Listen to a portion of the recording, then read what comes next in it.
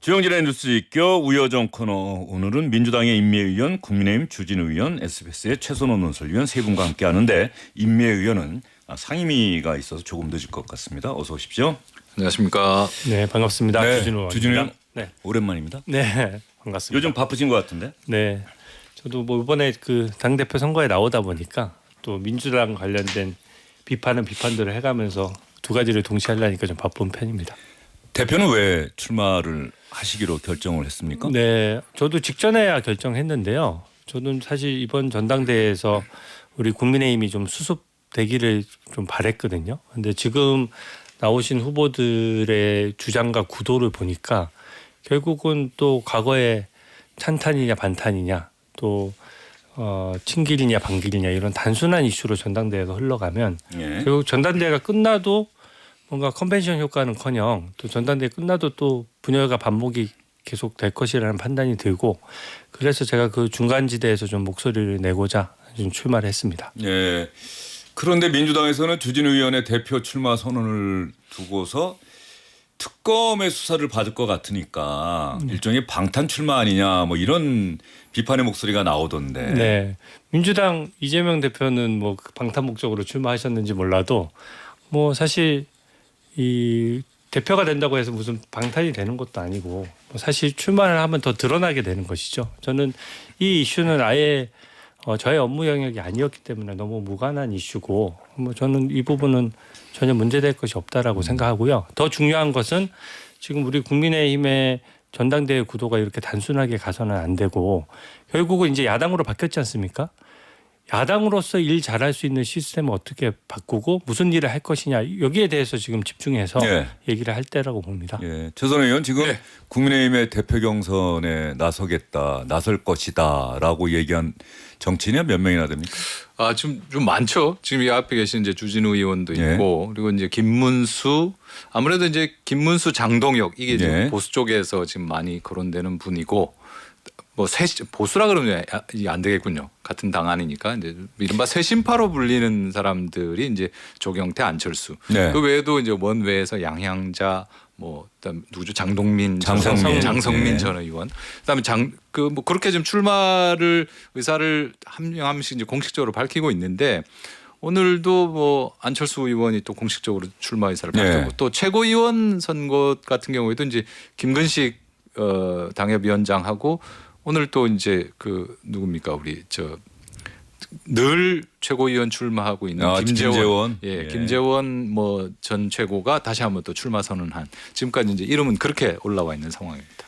주진우 의원 대표 경선 나서기로 하셨으니까 이게 어쨌든 간에 미래를 얘기하자라고 하면서도 뭐 다른 주자들의 이야기 조경태 안철수 의원은 어쨌든 간에 그 과거 비상계엄 선포 이후 탄핵 국면에서의 국민의힘이 보여줬던 특히 대선 과정에서 보여줬던 부분에 대한 반성과 사죄 이런 부분을 강조하니까 제가 질문을 드릴 텐데요. 계엄 해제 의결 당시 표결에 주진우 의원은 참석을 하셨죠? 네, 저는 그때는? 참석했습니다.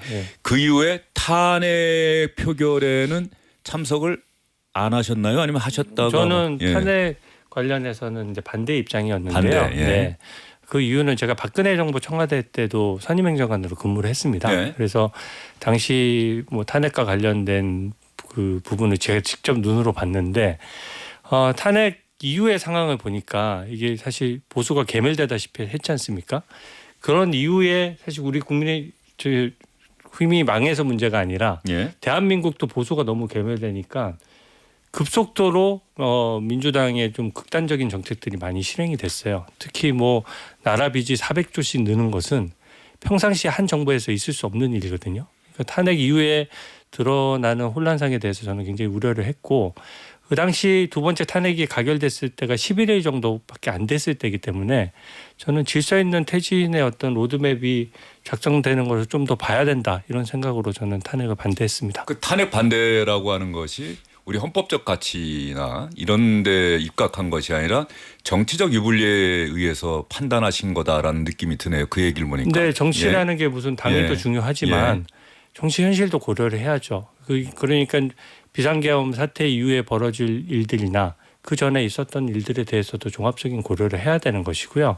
저는 비상계엄에 대해서는 단호한 입장이에요. 비상계엄은 있을 수 없고 그렇기 때문에 누구보다 제일 먼저 빨리 달려가서 비상계엄 해제 승인을 했던 것이고 다만 그렇다고 해서 무조건 탄핵을 해야 된다는 논리에는 찬성하지 않고요. 예. 또 반대로 지금 탄핵에 찬성했다는 이유로 오히려 그것을 당론을 어겼다 이렇게 얘기하는 것은 좀 과도하다라고 생각합니다. 예. 그래서 그건 각자 판단해야 될 문제고 저는 제 개인적인 경험도 있고 했기 때문에 어쨌든 그 11일째 되는 그 시점에서는 탄핵을 반대하는 것이 저는 저의 생각이었습니다. 예.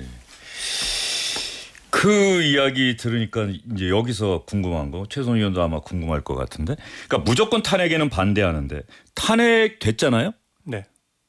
그러니까 탄핵안이 국회에서 의결이 돼서 헌법재판소를 가서 헌법재판관들 8명의 전원일치 결정으로 탄핵이 됐는데 그 탄핵에 반대한다라고 하는 논리가 비상계엄에는 동의하지 않습니다. 그런데 탄핵에는 반대합니다라고 하는 이 논리가 이게 잘 설득이 안 된다라고 이게 대선 결과도 영향을 미친 것 아니냐라는 거 말의 아닙니까? 뉘앙스에 좀 예. 차이가 있는 것이죠. 뭐냐면요.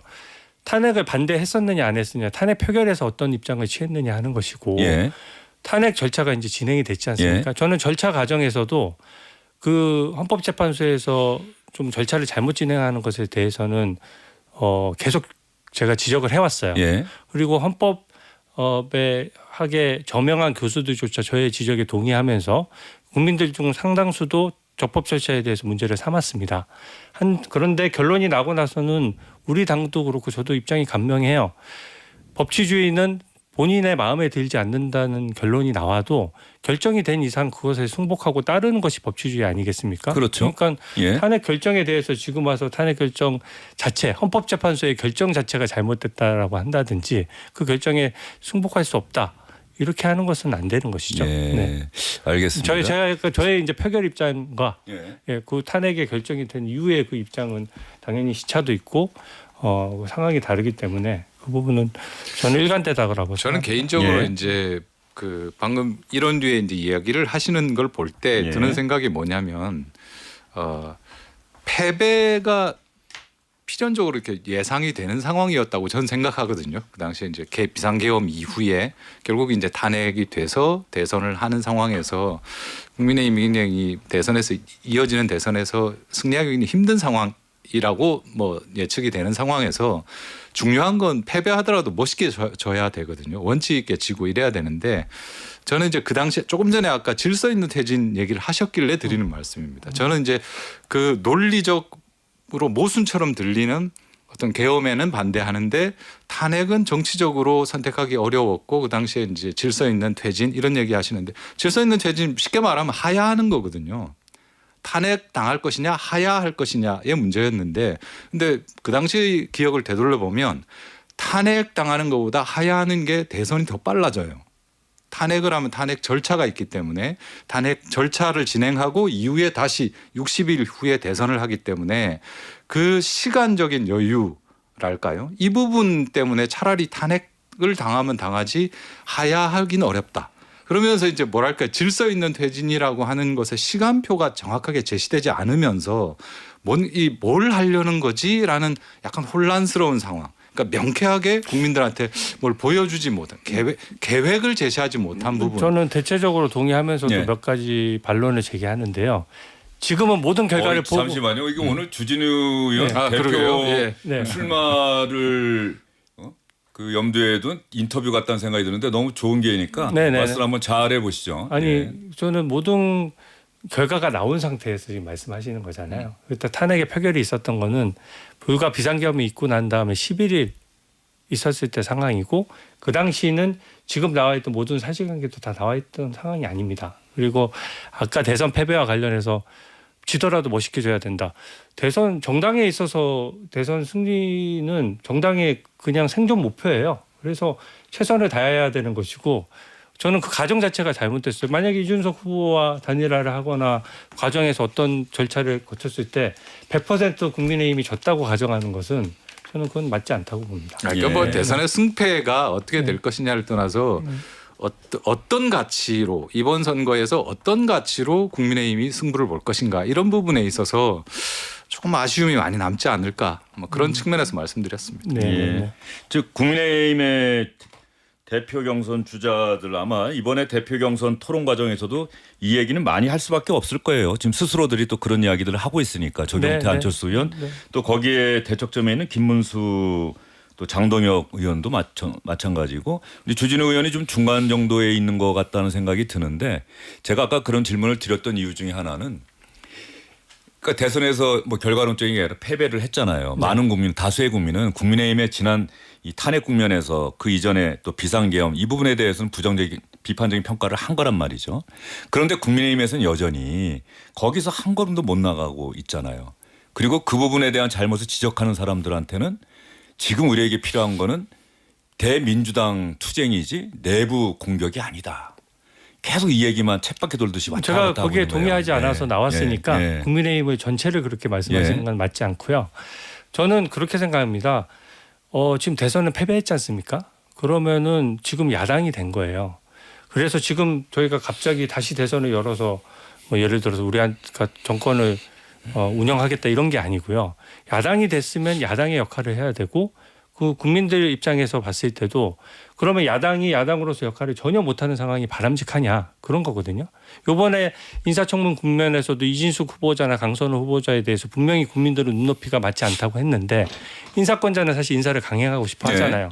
그럴 때 야당으로서의 역할을 하는 것이 필요하고 저는 우리가 소수당이기 때문에 소수당이지만 그래도 국민들이 그 정도 소수당으로서 야당으로서의 역할을 하는 것에 대해서는 허용을 하신다라고 생각하고 저희가 일을 잘하는 게 중요한 거죠. 그래서 제가 아까 과거에 얽매이지 말자고 하는 것이 이 논쟁을 지금 해서 와서 한들 사실 다 각자 생각이 다르는데 다른 사람에게 생각을 강요할 수는 없잖아요. 근데 저는 이것은 지나간 이슈고 결국 우리 국민의힘의 전당대회는 야당으로서 어떤 역할을 할 수 있느냐 그리고 기존의 의사결정 시스템이나 이런 데 문제가 있었으니 당의 시스템을 어떻게 바꿀 거냐 여기에 대해서 논의가 집중돼야지 결과적으로 아까 말씀하셨던 대로 지난 대선과 똑같은 쳇바퀴처럼 돌아간다든지 뭐 과거 논쟁이 머문다고 하면 저는 야당으로서의 역할도 국민들이 갸우뚱하실 것 같거든요. 네. 뭐 세상 모든 이치가 그렇듯이 뭔가 좋은 그 결과를 얻지 못하면 시험을 봤든 스포츠 경기를 했든 그 패인을 분석을 하고 내가 시험을 잘못 본 이유를 잘 분석을 해서 어떤 부분이 부족하구나 내가 이걸 보완을 해야 되겠다. 뭐 경기도 마찬가지고요. 그게 세상의 이치인데 지금 국민의힘에서는 그걸 하자는 목소리도 있고 그거 자꾸 지금 해서 뭐 하느냐 여러 번 하지 않았느냐 뭐 이런 얘기들을 지켜보는 국민들 입장에서는 국민의힘이 지금 과연 어떤 상황인지 저걸 수습을 과연 내부 수습이나 할 수 있을런지 하는 우려의 목소리가 있는 것이고 또 주진우 의원이 또 대표 경선에 나서셨으니까 다른 주자들하고 이 TV 토론 과정이나 뭐 경선 과정에서 뭐 그러한 목소리들 과거의 비상계엄과 탄핵 국면에서 국민의힘이 잘못한 부분이 무엇인지 그리고 미래의 야당으로서 무엇을 해나갈 것인지 뭐 이런 논의들을 아마 국민들한테 잘 보여줬으면 좋겠습니다. 저도 미래 얘기를 뭐 과거 얘기를 전혀 하지 말자는 게 아닙니다. 미래 얘기를 해야죠. 그 부분이 빠져 있습니다. 전환기 씨 입당에 대해서는 어떻게 생각하세요, 주진우 의원은? 저는 제가 만약에 그거 알았다면 입당에 굉장히 신중했을 것 같습니다. 왜냐하면 일반 국민들은 사실 제가 민주당에서 민주파출소 만들어서 일반 국민들의 댓글과 관련해서 좀 과격하니까 구구다. 그래서 고발한다. 이런 것에 대해서는 제가 단호히 반대해 왔거든요. 다만 전환기 씨는 이미 일반 국민이나 일반 당원으로 보기는 저는 어렵다라고 생각해요. 왜냐하면 그분이 뭔가 발언을 하시면 바로 신문에 뉴스가 나고 그것도 참 맞아요. 그렇잖아요. 그러면은 이게 꼭 국회의원이어야지 정치인이 아니지 않습니까? 저는 이미 정치의 반열에 들어와 있다라고 생각하고요. 그러면 입당을 한다는 건 어떤 정치 세력과의 뜻을 모으고 규합하는 과정이잖아요. 근데 지금 우리 당에 어떤 기존 당론과 배치되는 주장들이 꽤 있기 때문에 저는 입당을 한다 그러면 우리 당론과 맞지 않는 부분을 문제를 삼았을 것 같습니다. 저 임미애 의원 오셨는데 지금 주진우 의원 나와서 국민의힘 얘기를 좀 하고 있거든요. 한번 들어보시고 좀 이따 임미애 의원도 한번 의견 있으시면 얘기를 좀 해주십시오. 김문수 전 대선 후보가 이게 아마 전환기 씨 관련한 이야기인 것 같은데 지금 아마 전환기 씨 입당에 관련해서도 대표 주자들 사이에서 의견이 엇갈리고 있는 것 같은데 김문수 국민의힘 전 대선 후보의 이야기 한번 들어보겠습니다. 극우라는 것이 국민의힘에 없습니다. 그런데 오히려 극좌가 민주당에 많이 있죠. 그러니까 전환길 같은 경우에는 이미 입당 원서를 내서 특별한 하자가 없다고 해서 입당이 되어 있습니다. 저 같은 사람도 당시에 제가 입당할 때 반발이 많이 있었습니다. 예. 그러나 제가 뭐 와서 잘 하는 편 아닙니까? 예. 그래서 너무 전환길 씨 같은 사람도 너무 이렇게 배척을 자꾸 하다 보면 똑같은 사람들만 모여가지고 당을 하는 게 아니고 당은 무리인데 그야말로 여러 사람들이 같이 모여서 우리 당은 용광로처럼 온갖 세력들을 모아가지고 하나로 통합해서 더 순도 높은 새로운 역량을 만들어내는 그런 국민의힘 아니냐 저는 생각하고 있습니다. 전환길 씨가 뭐 본인도 계속해서 내가 극우라는 증거를 갖고 와라 이렇게 아마 유튜브 방송에서 얘기하고 있는 것 같은데 주진우 의원은 전환길 씨가 극우라는 생각은 안 합니까? 근데 저는 이제 일반 국민들의 사상의 자유는 넓기 때문에 뭐 어떤 일반 당원이나 국민들에 대해서 극우다 이렇게 단정하는 것은 좀 과하다고 생각하고요. 근데 전환길 씨 같은 경우에는 일단 탄핵의 결론에 대해서 부정하지 않습니까? 그러니까 법치주의의 신봉이 그 보수의 가장 이념 가치 중에 제일 중요한 부분이거든요. 근데 결과에 승복하지 않는 발언들이 있기 때문에 우리 당론하고도 맞지 않는 거죠. 부정선거. 네.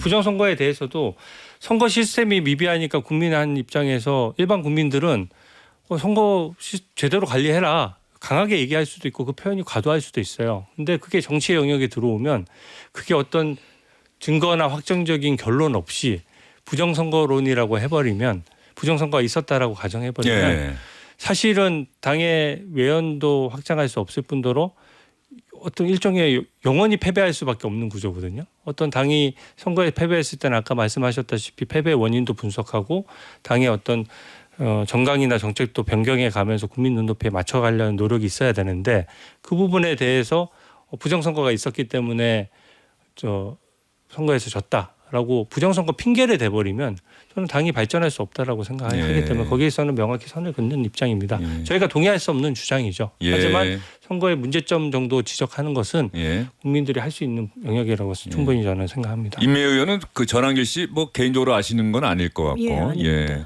아마도 뭐 유튜브나 기사 보고 생각할 텐데 뭐 민주당 의원으로서 혹은 뭐 개인 임미애라는 한 사람으로서 대한민국 국민으로서 전환길 씨의 주장에 대해서는 또 어떻게 평가하시는지? 저는 전혀 동의하지 않고요. 김문수 전 그 국민의힘 그 후보께서 하시는 국민의힘에 극우는 없다라는 말에 동의하지 않습니다. 21세기 대한민국이 작년 12월 3일 계엄을 겪으면서 극우라고 하는 것을 규정짓는 기준점이 저는 마련되었다라고 저는 봅니다. 일단 계엄에 대한 생각이 어떠한가? 그다음에 그 과정에서 있었던 서부지원 폭동에 대한 입장이 어떠한가? 그다음에 탄핵에 대한 의견이 어떠한가? 그리고 헌법 질서에 대한 이 태도가 어떠한가? 이런 것들이 저는 대한민국 21세기의 극우냐 아니냐를 구분짓는 기준점이라고 생각을 하고요. 그런 면에서 여전히 국민의힘 내부에는 극우가 존재한다. 그리고 그 중심에 저는 일정 전환길 씨가 있다라고 생각을 합니다. 만약에 제가 전환길 씨가 입당했던 시점을 보니까 6월 달이더라고요. 6월 달에 그것도 서울시당에다가 입당 원서를 냈는데 그분의 본명이 전환길이 아니에요. 이번에 또 전환길 씨가 본명이 아니라는 게 또 알려졌어요. 그러다 보니 저는 입당 원서는 자유롭게 낼 수 있거든요. 인터넷으로. 거기에 제가 전환길입니다라고 쓰지 않았을 거라고 보고요. 서울시당에서 이것을 걸러내는 데는 저는 한계가 있었다. 그렇기 때문에 어쩌면 몰랐으니까 입당했을 가능성이 많다. 몰랐죠. 저는 그렇게 봅니다. 그러니까 뭐 그 생각에 동의해서 입당한 게 아니라 몰랐기 때문에 입당했을 가능성이 많고 그렇다면 입당한 사람을 할 수 있는 당에서 처리할 수 있는 방법은 윤리위든 당자위든 열어서 이 사람의 당원 자격을 유지시키는 것이 맞냐? 이것이 국민의힘의 이 정강에 맞냐? 정신에 부합하느냐라는 것을 저는 심사하는 것이 먼저이고 필요하다면 국민의힘 정신에 부합하지 않다라고 하면 출당 조치시키는 것이 예. 국민의힘이 해야 할 일이다 이렇게 봅니다. 그런데 잠시만요. 주진우 의원님 하실 말씀이 많을 텐데 최선호 의원. 네. 지금 송원석 비대위원장이 처음엔 호들갑 떨 일 아니다 그랬다가 하룻밤이 지나고 나서 언론에서 상당히 강하게 비판을 하니까 조사해보겠다. 네, 그렇게 말을 그렇죠. 바꿨는데 예. 지금 대표에 나선 뭐 주자들 가운데 김문수, 장동혁 이런 그 정치인들은 무슨 상관이냐. 그 다양한 스펙트럼 위에서 우리가 받아야 된다. 결과적으로 그러면 대표 경선 끝날 때까지는 전환기 씨 뭐 조치를 취한다, 뭐 징계를 한다거나 다시 출당을 뭐 요구한다든가 이런 게 좀 불가능한 보이는 것은 그 아닌지. 전에는 아마 결론 내기 힘들 것 같은데요. 그러니까 누가 대표가 되느냐에 따라서 좀 결론이 날 것 같고. 예. 그래서 지금 이제 그 부분에 대한 이제 가늠자가 될 수 있는 게 전환길 TV에 지금 출연할 것이냐 말 것이냐겠죠. 일단 전환길 씨가 진행자로 참여하는. 예. 예. 그러니까 그렇죠? 정확하게 말하면 이제 전환길 TV하고 예. 이른바 100만 보수 유튜버들이 있습니다. 고성국, 뭐 성창경 그리고 강용석 이 네 명이 함께 공동으로 진행하는 겁니다. 네 명이 이제 패널로 참여해서 출연시켜서 이제 질문하는 뭐 그런 방식인데 장동혁 의원은 무슨 문제가 있느냐 하면서 이제 모레 31일에 출연하기로 이미 결정이 됐고 예. 김문수 전 후보 같은 경우에는 뭐 일부 언론에서 이제 출연할 것처럼 확정이 됐다고 보도가 나왔는데 조금 전에 이제 그 나경원 의원하고 만났거든요. 두 분이서. 예. 근데 만나면서 나오니까 기자들이 물어봤을 거 아닙니까? 어떻게 된 거냐 물어보니까 확정이 안 됐다.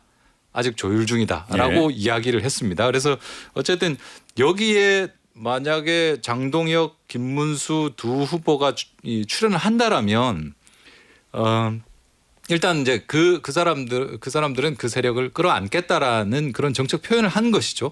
그리고 아마 그건 이제 당 대표 선거 결과에 따라서 누가 되느냐에 따라서 이제 이 세력을 끌어안을 것이냐 아니면 뭐 내칠 것이냐 이게 결정이 나지 않을까 싶습니다. 예. 주진우 의원은 경선 과정에서 이 주제가 딱 제시가 되면 어떻게 얘기하실 거예요? 저는 입장이 간명합니다. 전환길 TV에 출연하는 것이 우리 당에 도움이 안 됩니다. 네. 지금 가뜩이나 외연이 지금 좁아져 있는 상태인데 딱 하나만 봐도 알 수 있죠. 전환길 씨 관련된 이슈가 나오고 나서 지지율이 올라갔습니까? 내려갔습니까? 내려갔지 않습니까? 이 논란 자체도 내려간다는 것은 거기에 대한 일반 국민의 평가가 들어가 있는 것이고 공당이라고 하는 거는 일반적인 평균 수준의 어떤 국민 눈높이에 맞추기 위해서 끊임없이 노력해야 되는 거거든요. 그래서 일정 부분의 당원들에게만 초점을 맞출 수는 없는 거고요.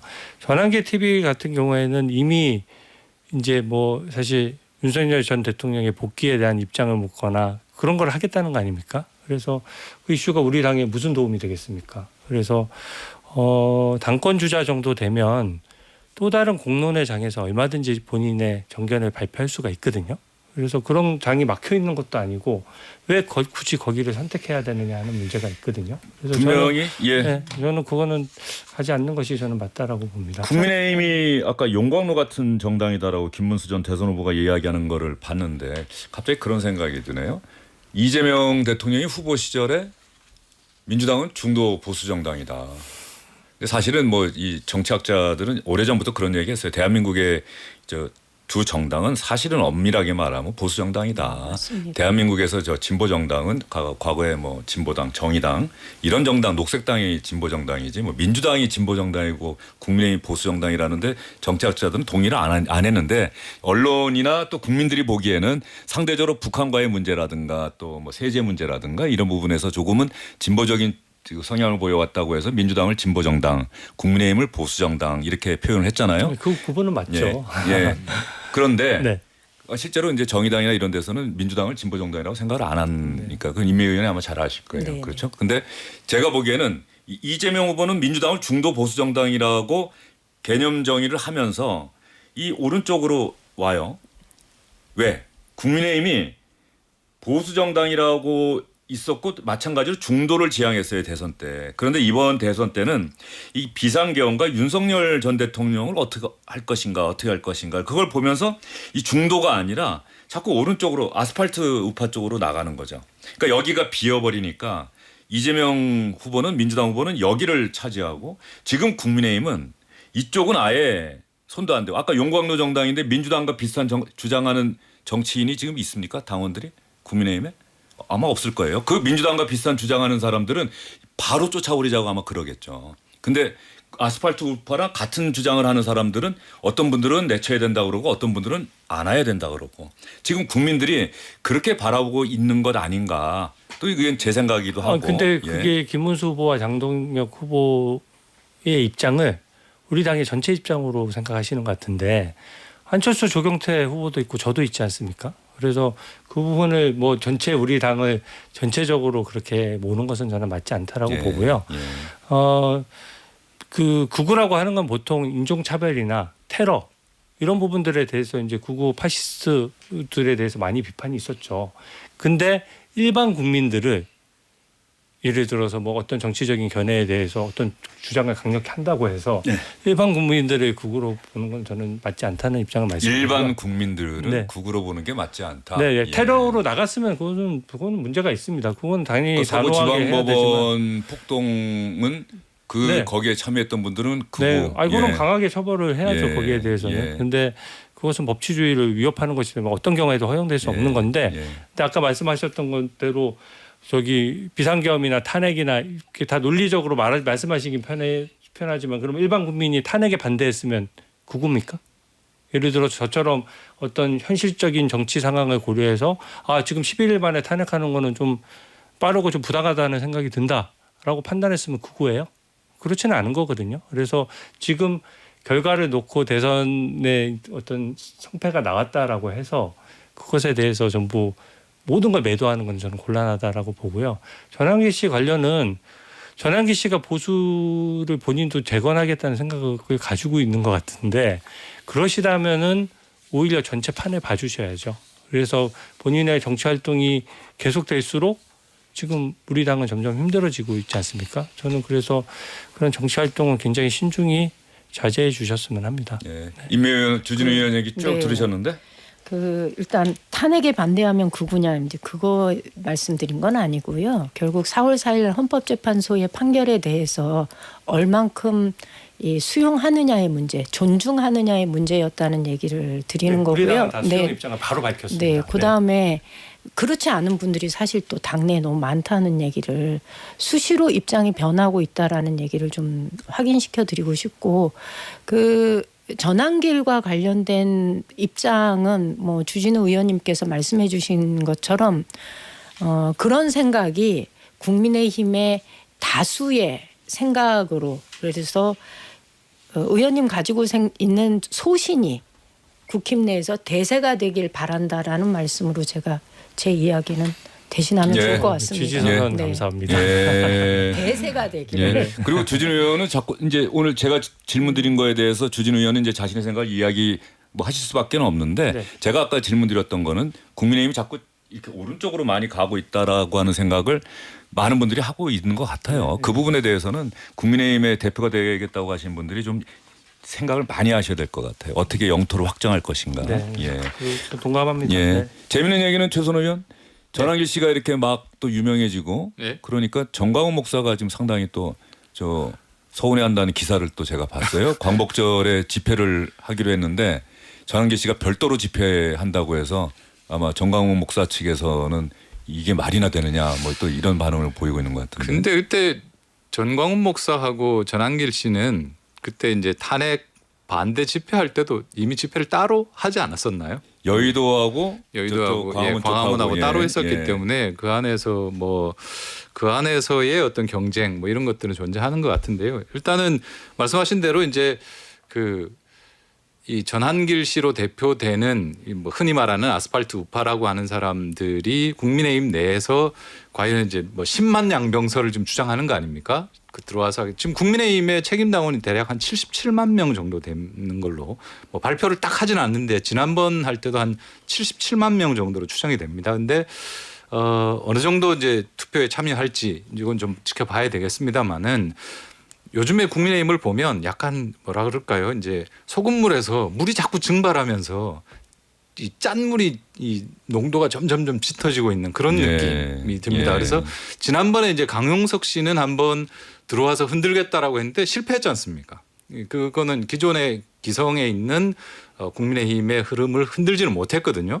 근데 이제 이번에는 과연 이제 거의 이번에 하는 거 보면 연합하는 것 같습니다. 전한길, 고성국, 뭐 성창경, 강용석 다 연합해서 어떻게 보면 아스팔트 우파들이 그러니까 점점 소금물이 짜지고 있는 상황에서 국내힘을 한번 흔들어 보겠다. 우리가 당을 장악할 수 있다. 이런 흐름으로 가고 있는데 과연 이번에는 결론이 어떻게 날지 이제 이 부분이 상당히 관심이라 그럴까요? 굉장히 그러니까 국민의힘을 지지하든 국민의힘을 지지하지 않든 이 상황은 한국 정치에 있어서 굉장히 중요한 어떤 변곡점이 될 수 있기 때문에 상당히 큰 관심을 가지고 지켜보는 것 같습니다. 예, 알겠습니다. 지난 14일에 윤상현 의원이 주최한 세미나에 전환기 씨가 참석을 했고 거기서 했던 발언이 문제가 되고 그러니까 당 지도부 차원에서 뭐 그분에 대해서 혁신위원장 뭐 사과하고 조치를 취해야 된다고 이야기를 했었고 윤상현 의원도 공개적으로 사과까지 했었는데 이게 참 재밌는 거예요. 사과까지 했어요. 전환길 씨가 이런 참석하는 집회에 내가 주관했다. 내가 미안하다.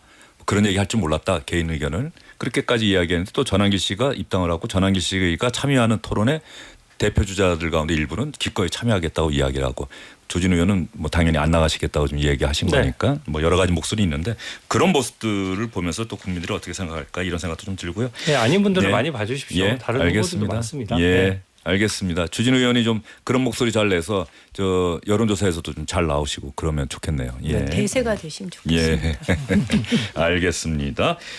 그 최동석 인사혁신처장 관련해서 오늘 이재명 대통령이 최소원 의원, 네. 이재명 대통령이 국무회의를 생중계하라고 지시를 해서 네, 오늘 처음으로 생중계했죠. KTV 등을 통해서 생중계가 됐다고 하고 중간에 네. 잠깐 끊겼다가 다시 나아가는데 그것도 이재명 대통령이 딱 체크를 하고 이거 계속 하세요라고 네. 했다면서요. 예. 그래서 오늘 그 국무회의가 한 1시간 몇 분 정도 예. 돼서 저도 이제 뭐 보다 좀 지쳐가지고 끝까지는 못 보고 중간중간 이렇게 봤는데 거기서 이제 말씀하신 대로 이제 최동석 인사혁신처장이 발언을 했습니다. 예. 근데 오늘 전체적으로는 국무회의에서 핵심적인 주제가 어제 SPC 갔다 왔지 않습니까? 대통령이. 그러면서 이제 산업재해를 어떻게 막을 것인가. 중대재해처벌법이라든지 이런 그 법적인 혹은 제도적인 어떤 대응책이 있을 것인가 이게 전체적인 주제였고 이 얘기를 쭉 부처별로 이렇게 이야기를 하는 상황이었습니다. 그래서 그런 얘기를 뭐 노동부는 어떻게 하고 뭐 이런 얘기를 한 끝에 거의 마무리될 때쯤에 이재명 대통령이 혹시 뭐 더 말씀하실 분 있나요? 이러는데 네. 이제 손을 든 거죠. 최동석 혁신처장이 손을 들고 말을 막 했습니다. 그래서 뭐 이런 제도도 중요한데 인간의 존엄성을 뭐 강조하는 철학과 교육 이런 게 중요하다. 이렇게 이제 약간 말이 좀 장황하게 나오니까 이재명 대통령이 끊었어요. 끊으면서 알겠고 좀 결론만 좀 이야기를 해달라. 그건 다 아는 얘기니까. 네네. 뭐 그런 정도의 상황들이 좀 벌어졌습니다. 예. 오늘 국무회의 제가 처음에 드린 질문은 국무회의를 생중계한다라고 하는 거는 국무위원들 장관들에게도 상당한 도전이고 시험이고 이제 국민들이 국무회의에서 논의되는 과정들을 직접 생중계로 지켜보고 사실 그동안은 몰랐던 얘기잖아요. 기사를 통해서만 접했던 일부만 접했던 부분인데 오늘 한 산업재해 관련해서 고용노동부 장관이 매주 나가고 있습니다. 그랬더니 이재명 대통령이 매주 나가서 되겠습니까? 매일 나가야지. 저도 언제 한번 가겠습니다라고 이야기하는 이 부분도 저는 좀 눈에 들어오던데 어쨌든 간에 지금 최동석 인사혁신처장이 이야기하는 부분도 오늘 국무회의 생중계를 통해서 그대로 방송이 됐다. 주영진의 뉴스 직격에서도 그 부분을 저희가 콕 집어내서 여러분과 함께 공유를 해보도록 하겠습니다. 자, 그러면 더 없으면 제가 잠깐 네. 간단하게 말씀하시죠. 네. 인사혁신처장 최동석입니다. 요새 유명해지고 있어서 대단히 죄송스럽습니다. 이런 마이크로한 제재, 마이크로한 규정들을 만들어서 산재를 예방하고 중대재해를 예방하는 방식은 절대적으로 필요합니다. 제가 보기에는. 그런데 인간의 존엄성은 건드릴 수 없다는 이 철학적 배경이 없이는 이 규정만 가지고는 이 문제를 근본적으로 해결할 수 없다는 생각입니다. 왜 그러냐 하면 네, 그건 충분히 이해하겠고요. 네. 좀 결론만 요지를 말씀해 보시죠.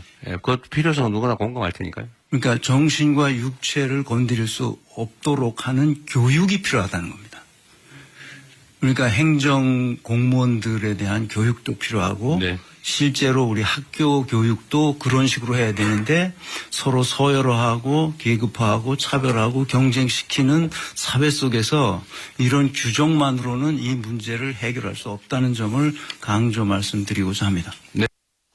네, 최동석 인사혁신처장이 어떤 사람인지 모르셨던 분들도 이렇게 이야기를 하고 목소리가 이렇구나 아마 화면을 보면서 또 느끼셨을 것 같은데 주진우 의원은 최동석 인사혁신처장이랑 상임위에서 질문하고 대답하신 적이 있지 않습니까? 예, 맞습니다. 그때 강선호 후보자에 대한 이제 갑질 이슈를 알고 있느냐 이런 정도의 질문이었는데 어떻게 생각하느냐 뭐 이렇게 질문한 것이죠. 주진우 의원이 한 겁니까? 예, 그렇습니다. 그랬더니 그 집에 뭐 TV 네, 최동석 후보자가 그냥 뭐 원론적인 입장만 밝혀도 되는 자리인데 사실은 내가 집에 TV도 없고 신문도 안 보기 때문에 그 이슈 자체를 아예 모른다라고 했습니다. 그거 화제가 됐어요. 네, 근데 왜냐하면 인사혁신처장이니까 인사청문회를 보는 게 정상이고 또 인사를 총괄하는 자리지 않습니까? 근데 TV가 없어서 사회의 주요 이슈를 모르고 있다라고 얘기를 하니까 사실 좀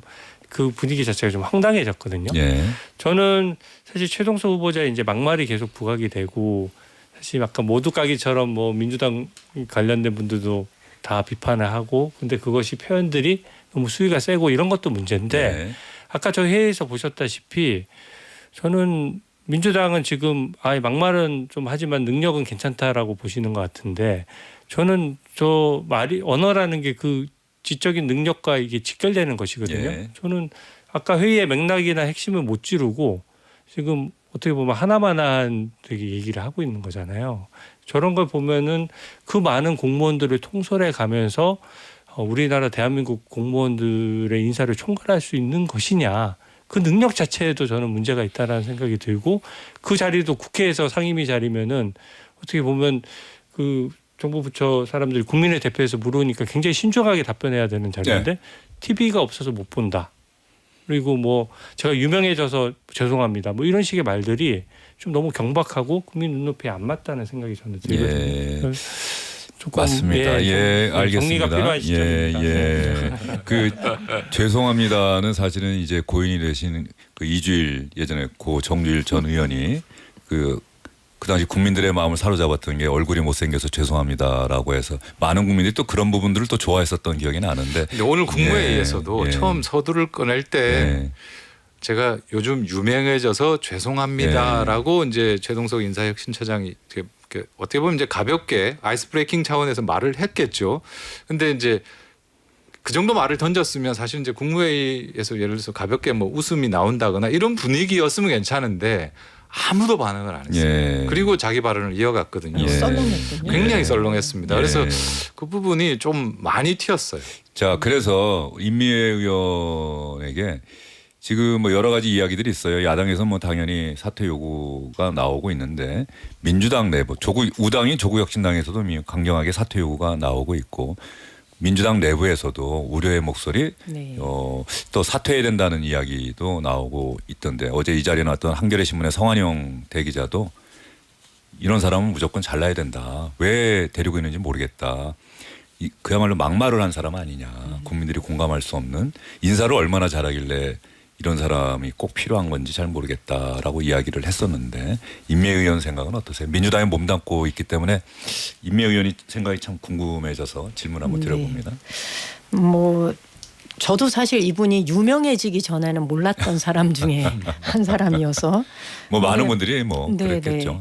그래서 제가 이제 최근에 그분과 관련된 그분이 과거에 했던 유튜브 영상을 이제 짧게 좀 봤어요. 발언이 대단히 과도한 측면이 있다. 그리고 이 폭탄이 사실은 저쪽 가서 터진 게 아니라 우리한테 터진 거예요. 과거 발언의 내용의 상당 부분이 문재인 정부와 그 내각과 지지자들을 향해서 그 굉장히 날선 이야기들이 이제 많이 나왔거든요. 그래서 어쩌면 이 인사가 아까 말씀드린 대로 저쪽에 폭탄이 터진 게 아니라 우리 내부를 향한 폭탄이어서 좀 당황스러운 측면이 있다. 그리고 자연인으로서 유튜브를 하면서 표현이나 이런 것들이 정제되지 않고 했던 측면들이 저는 분명히 있는 것 같아요. 네, 그래서 그 부분에 대해서는 당사자가 분명하게 국민들과 이 지금 자신의 직위 속에서 좀 뭐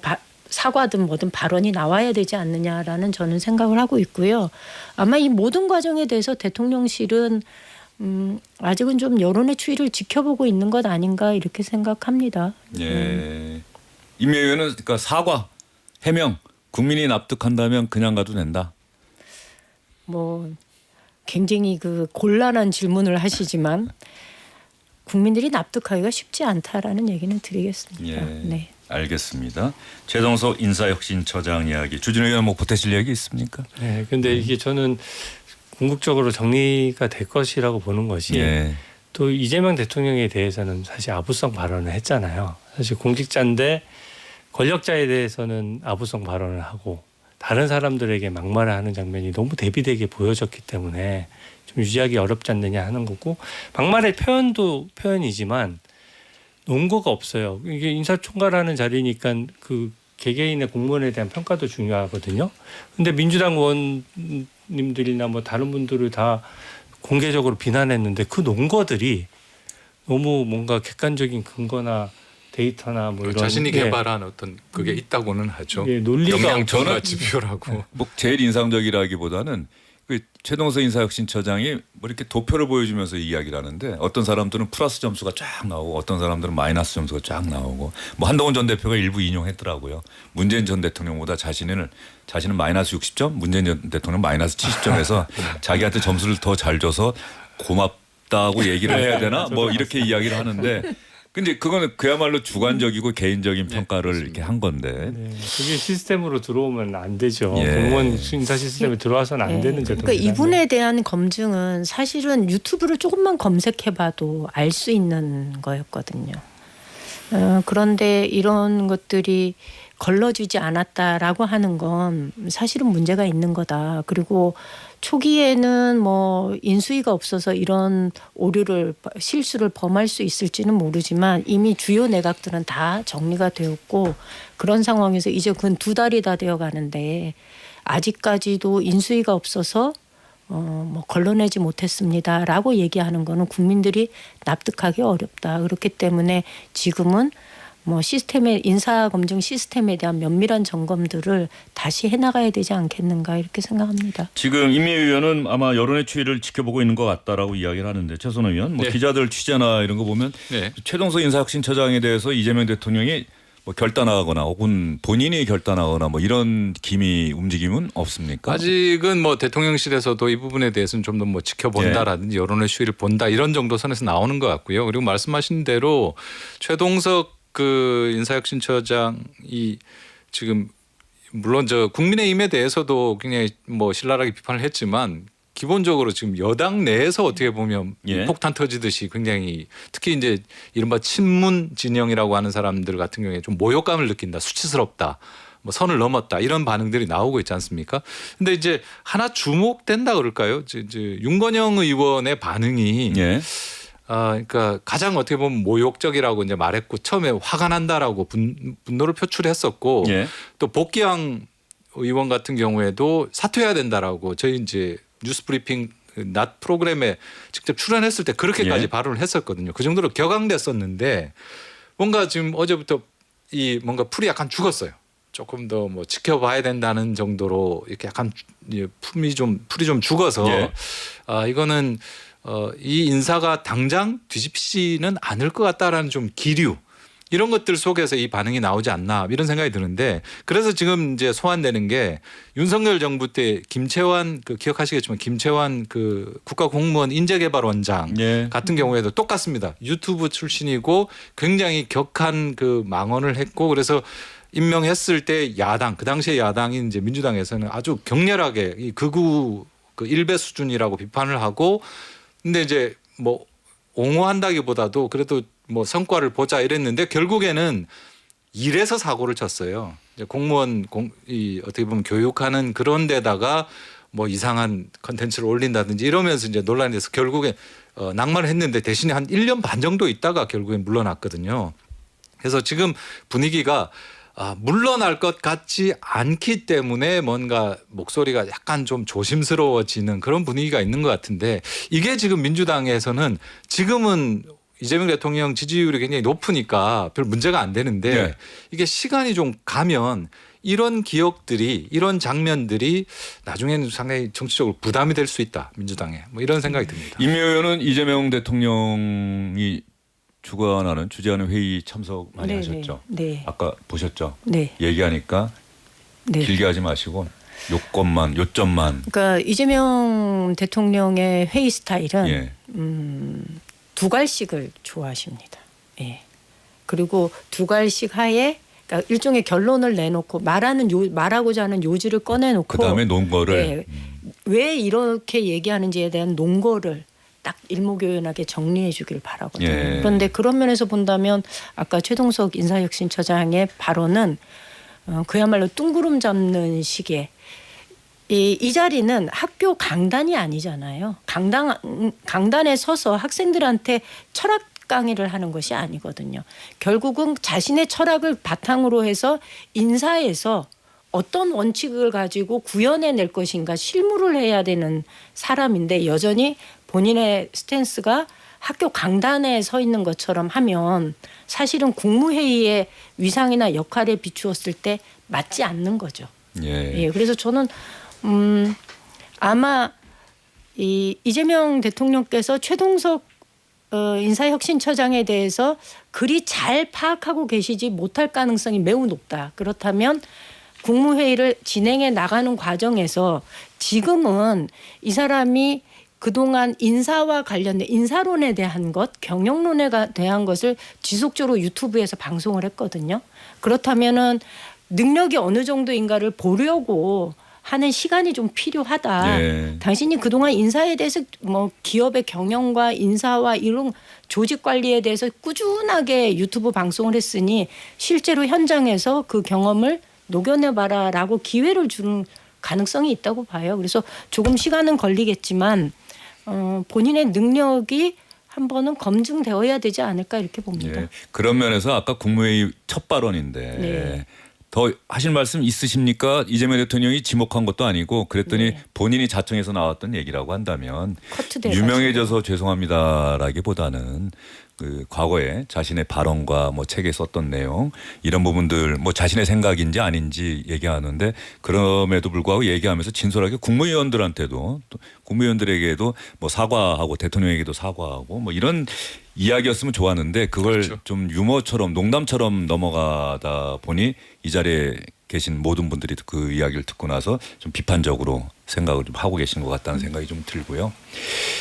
그 최근에 국민의힘 의원들 뭐 특검에 가서 조사도 받고 주진우 의원도 뭐 특검에 소환되는 거 아니냐는 얘기가 많던데 뭐 통화 때문에 연락 받으신 거 있습니까? 안철수 의원은 오늘 본인 연락 받았다고 스스로 얘기하더라고요. 저는 연락 받은 건 당연히 없고요. 예. 저는 아예 제 업무 영역이 아니었고 저랑 완전히 그 당시에는 무관한- 대통령실 근무 시절입니까? 예. 저는 비서실에 법률 자문을 했고요. 그건 안보실이다 보니까 안보실 회의는 제가 아예 참석하지 않습니다. 예. 그러니까 그 대통령실 부속실 분하고 저한테 왔다는 거는 그 자리에 제가 없었다는 걸 의미하는 것인데 예. 그 통화 내역을 가지고 아마 일정을 조정하거나 하는 부속실 직원과의 통화였겠죠. 그래서 저는 공수처에서 대통령하고의 통화가 아니었다. 예, 당연히 그 이슈는 그 이미 다 특검에서 확인이 됐습니다. 예. 그건 부속실 전화번호예요. 예. 근데 대통령이 직접 전화 연결을 할 때 번호를 눌러서 연결 안 하지 않습니까? 그러면 대다수의 그 통화는 부속실 직원이 일정을 조율하는 통화가 대부분인 것이고 대통령이 인터폰으로 해서 누구를 연결해 주세요 할 때만 연결이 되는 것이죠. 예. 그래서 안보실 회의를 하다가 법률비서관실에 연락하는 경우는 없습니다. 예. 그래서 저는 저 자체도 언론 보도를 보고 그 이슈를 알았기 때문에 저는 그 부분에 대해서 당당하다는 말씀을 드리고요. 그게 중요한 것이 아니라 이번 특검은 헌정사상 최초입니다. 원래 특검은 이제 여당이 이제 이슈가 있을 때 뭔가 수사받을 일이 있는데 권력을 가지고 있기 때문에 네. 수사가 안 될 때 이루어져야 되는데 이거는 여당이 특검을 지명해서 야당을 수사하는 아주 독특한 경우거든요. 그럴 때일수록 특검들이 굉장히 상가해야 되는 거예요. 정치적 중립을 더 신경 써야 되는 상황인데 지금 압수수색이나 이런 것들이 남발되고 있고 나중에 결과 책임을 아마 지게 될 것이라고 저는 확신합니다. 네. 예. 그 안철수 부분만 간단하게만 말씀드리면 시간이 없습니다. 예. 안철수 의원은 약간 해프닝이 될 수도 있을 것 같습니다. 특검보가 이제 입장을 밝혔는데 협조를 구하기 위해서 유일하게 그 현장에 있었고 반대했으니까 그거 좀 눌러보려고 했다가 이게 약간 지금 오해를 부르면서 안철수 의원은 정치 탄압이다 이런 얘기까지 하고 있는 그런 상황 같습니다. 예, 조금 전까지 저희가 오늘 어쨌든 세 분 수고 많으셨고 임명 의원은 좀 늦게 또 달려오시느라 고생 많으셨습니다. 최동서 인사혁신처장 이야기를 많이 했는데 일단 속보라고 뜬 이 내용만 말씀드릴게요. 상처 입은 분들께 죄송합니다. 언행을 신중히 하겠습니다라는 뉴스 속보가 떴다는 점 여러분께 말씀을 드리고 오늘 주영진의 뉴스 직격은 여기서 인사드리겠습니다. 고맙습니다.